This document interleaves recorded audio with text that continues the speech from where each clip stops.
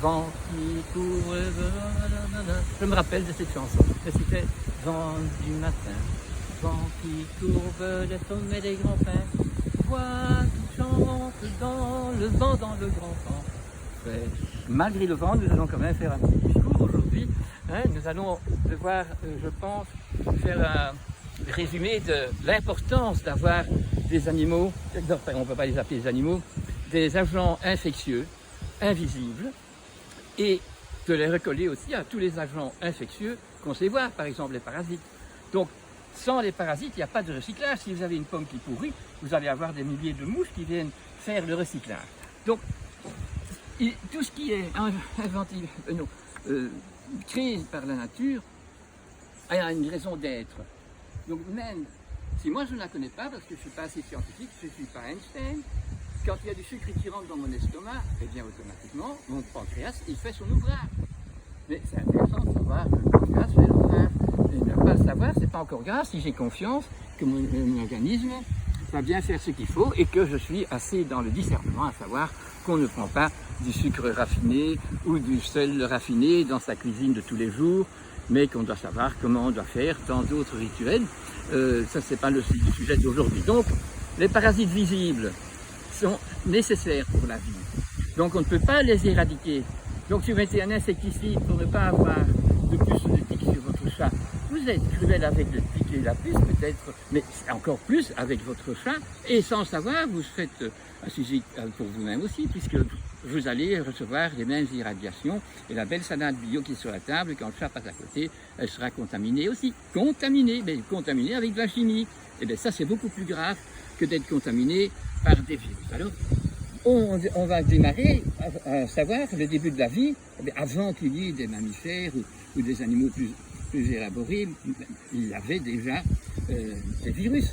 Et ces virus, à ce stade-là, invisibles, on sait maintenant, grâce à la science dans les laboratoires, assez les définir et leur donner un nom, et savoir à quoi ils servent, c'est magnifique. Mais maintenant, ce qu'on fait, c'est directement essayer de les éradiquer, ou d'éradiquer la capacité de l'organisme adulte, mammifère, de pouvoir faire refaire son immunité grâce au contact avec les microbes. Alors, le premier vrai contact avec les microbes, quand on est mammifère, c'est quand on va naître. Quand on est dans le ventre de sa maman, dans la matrice, on est dans un milieu sans air. On entend comme un radar les bruits de l'extérieur. Quand papa parle en touchant le ventre de maman, j'entends des contacts, mais ce n'est pas des voyelles, parce que pour entendre des sons, il faut être dans l'air. Donc, dans l'endroit où il n'y a pas d'air, il n'y a pas de microbes non plus, parce que la matrice est bien faite et la paroi de la matrice fait tout pour ne pas envoyer des microbes vers le fœtus. Mais au moment où il descend par voie basse, eh bien, il passe dans le vagin où il y a des milliards de microbes déjà. Et chaque partie du corps extérieur, de la peau, est imbibée de ces microbes, de ces virus. Et même tous les orifices des muqueuses est également atteint du contact. Et c'est grâce à ça que l'immunité se met à marcher. C'est grâce à ça. Et alors, dans l'organisme, il y a le thymus, il y a beaucoup d'organes que maintenant on sait qui sont prêts à fabriquer toutes les cellules qu'il faut dans notre corps, tous les organes qu'il faut dans notre corps pour pouvoir se défendre n'importe quel microbe qui pourrait arriver. Donc, quand on arrive à comprendre ça, on ne veut plus employer des antibiotiques et on ne veut plus employer de la pétrochimie quand il y a des moyens tellement sains à employer, parce que nos ancêtres, ils avaient moins de maladies, c'est sûr, puisqu'ils n'avaient pas toute la technologie de maintenant, ils n'avaient pas une alimentation malsaine, mais ils allaient quand même aller mal parce qu'il leur manquait, il y avait de la malnutrition, il n'y avait pas encore maintenant on va plutôt mourir de trop manger et de trop manger des mauvaises choses. Je me rappelle au début de ma formation en tant qu'homéopathe, il y avait un médecin, une femme médecin du Mexique qui est venue faire une intervention chez nous et elle disait qu'au Mexique, avec la rougeole, beaucoup d'enfants mouraient parce que dès qu'ils faisaient la fièvre, ils en mouraient. Pourquoi? Parce qu'ils étaient il n'y avait pas de malnutrition, ils étaient en famine. Alors le Mexique a décidé de mettre beaucoup d'argent pour vacciner tous les jeunes. Donc pour qu'ils puissent plus faire la rougeole. Eh bien, ce qui s'est passé après m'a-t-elle bien raconté. Eh bien, ceux qui n'étaient pas morts de la rougeole parce que, en fait, la cause de la mortalité vient qu'il n'y a pas de nourriture pour tous ces enfants. Et au moment de l'âge où on prend l'âge de la raison, qu'on a ses propres dents et qu'on devrait commencer son évolution mentale, éthique soi-même, pour devenir adulte plus tard, et que c'est une maladie qui, quand on l'a eue, nous est plus fort après qu'avant, parce qu'alors on a dû passer par un combat contre ce virus de la rougeole, parce que quand on est dans le ventre de sa maman, eh bien on n'est pas toujours d'accord avec sa maman, et sa maman n'est pas toujours d'accord avec le bébé. Donc il y a des frictions, il y a parfois de l'homéostase, il y a parfois quand même qu'il y a des fausses notes. Et alors, donc, comme nous savons que la peau et le cerveau font partie de l'ectoderme et tout le reste de la vie, la communication entre ces deux organes est très forte. Et c'est comme ça qu'on peut nettoyer les stress qui ont provoqué des fonctions, de mauvaises fonctions de la fonction du cerveau, de pouvoir se dégager par la peau.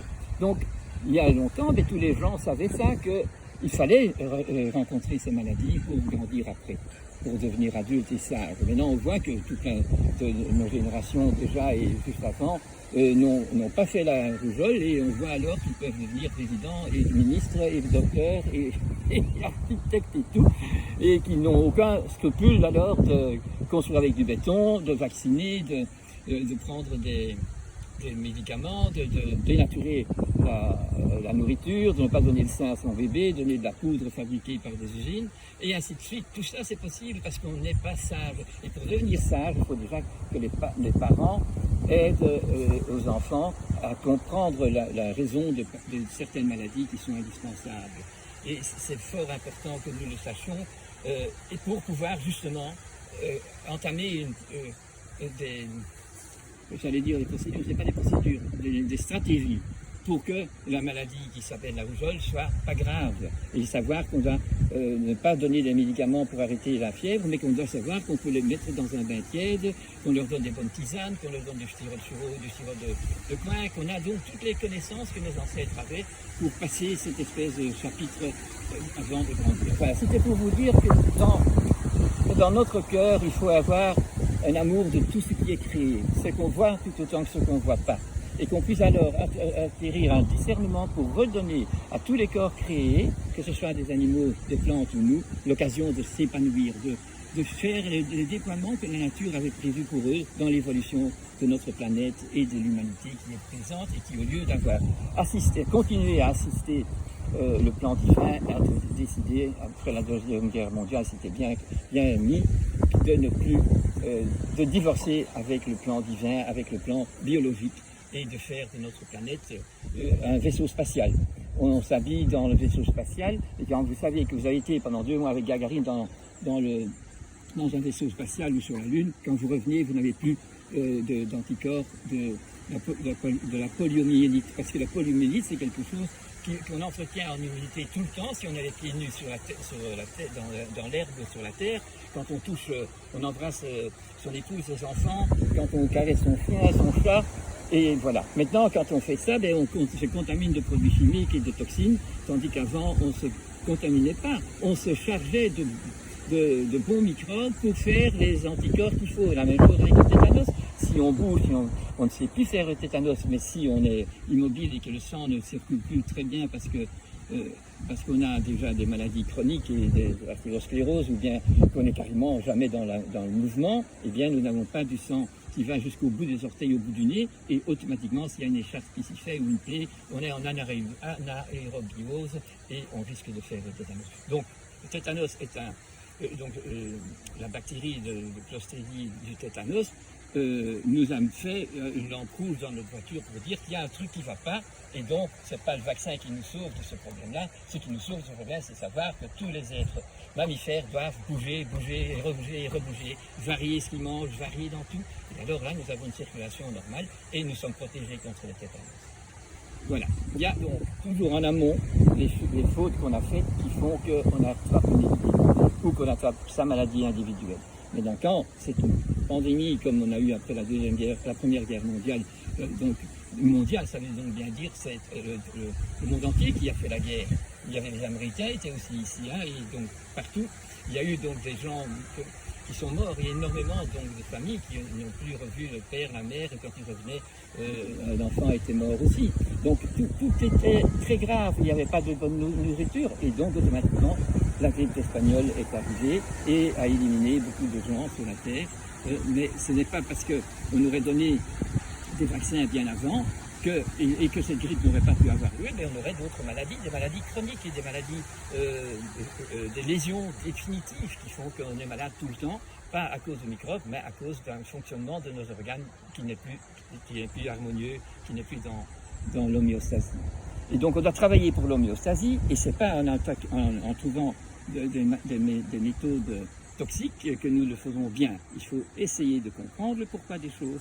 Et alors quand on a compris ça, bien alors on redevient amoureux et on n'est plus dans la peur qu'une maladie pourrait arriver, qu'un virus pourrait vous toucher, puisque vous donnez à votre corps l'occasion de se défendre, c'est-à-dire pas de se défendre, de retrouver des anticorps, une immunité qui fait que vous êtes guéri.